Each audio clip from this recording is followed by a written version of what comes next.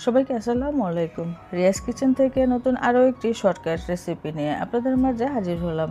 আজকে সকাল এবং বিকেলের ঝটপট একটি নাস্তা রেসিপি শেয়ার করব, আশা করছি ভালো লাগবে। চলে যাচ্ছি পুরো রেসিপিতে। এখানে একটি বাটি নিয়েছি আর এখানে দিয়ে দিচ্ছি ডিম। এখানে আজকে আমি 2টা ডিম দিয়ে নাস্তা তৈরি করব। তো 2টা ডিম ভেঙে নিলাম, সেই সাথে দিয়ে দিচ্ছি প্রায় 2.5 চা চামচ পরিমাণে চিনিটা চাইলে আরেকটু কমিয়ে দিতে পারেন, সমস্যা নেই।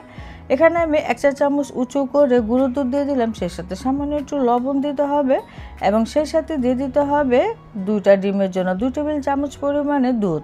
আমি এখানে জাল দেওয়া লিকুইড দুধটা ব্যবহার করেছি আর এটা পুরোপুরিভাবে নর্মাল তাপমাত্রায় আছে।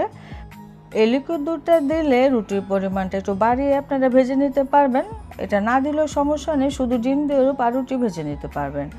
তো খুব ভালো করে মিশিয়ে নিয়েছি। এখন আমি এখানে পাউরুটি নিয়ে নিচ্ছি। এখানে যে পরিমাণে পাউরুটি নিয়েছিলাম, পরবর্তীতে ডিমের মিশ্রণ রয়ে গিয়েছিল, সেক্ষেত্রে আমি আরও কয়েক পিস পাউরুটিও ভেজে নিয়েছিলাম। যেহেতু এখানে ডিমের মধ্যে কিছুটা লিকুইড দুধ ব্যবহার করেছিলাম, সেক্ষেত্রে পাউরুটির পরিমাণটা বেশি করে ভাজা যায়। তো চুলায় আমি একটু ফ্রাই প্যান বসিয়ে এখানে 2 টেবিল চামচের মতো তেল দিয়ে দিলাম। আপনারা চাইলে ঘি বা বাটার দিয়েও ভেজে নিতে পারেন এই নাস্তাটি, সেক্ষেত্রে খেতে আরও বেশি মজা লাগে। এখন এই পাউরুটিকে ডিমের মিশ্রণের ভিতরে এভাবে একটু উল্টে পাল্টে কিছুক্ষণের মতো ডুবিয়ে তারপরে এই গরম তেলে দিয়ে দিতে হবে।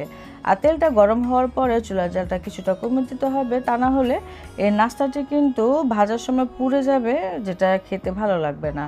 উপরে চাইলে কিছুটা এরকম ডিমের মিশ্রণ দিয়ে দিতে পারেন। তো কিছুক্ষণ পরে এই রুটিগুলো উল্টে দিতে হবে আর চুলার জালটা অবশ্যই কিছুটা কমিয়ে রাখতে হবে। এই ঝটপট নাস্তাটি খেতে এত মজা, আপনারা যদি তৈরি করেন তাহলে বুঝতে পারবেন।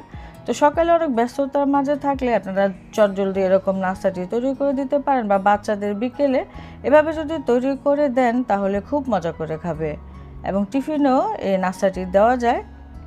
তো উল্টে পাল্টে এরকম ভেজে নিয়েছি, খুব সুন্দর কালার আসার আগ পর্যন্ত ভেজে নিতে হবে। এখন আমি উঠিয়ে নিচ্ছি।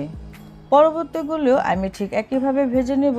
পরবর্তী পাউরুটিগুলো ভাজার আগে আমি এখানে কিছুটা ঘি দিয়ে দিচ্ছি, এতে করে ফ্লেভারটা খুবই ভালো আসে। তারপরে সেমভাবে আমি রুটিগুলো ডিমের মিশ্রণে চুবিয়ে তারপরে তেলে দিয়ে দিচ্ছি। আজকের এই সহজ ঝটপট নাস্তা রেসিপিটি কেমন লাগলো আপনারা অবশ্যই আমাকে তৈরি করলে কমেন্টে জানাবেন। সবগুলো পাউরুটি আমি ঠিক একইভাবে ভেজে নেব। আর এই নাস্তাটা খেতে অন্য আর কোনো কিছুই কিন্তু দরকার পড়ে না, এগুলো এমনিতে শুধুই খাওয়া যায়, আবার খেতে অনেক বেশি মজার। আপনারা তৈরি করলে বুঝতে পারবেন। আশা করছি আজকের এই শর্টকাট রেসিপিটি ভালো লেগেছে। আর যদি ভালো লেগে যায় তাহলে ভিডিওতে একটি লাইক দিতে ভুলে যাবেন না। আর আমার চ্যানেলটিতে সাবস্ক্রাইব করে পাশেই থাকবেন আমাকে অনেক বেশি সাপোর্ট করার জন্য।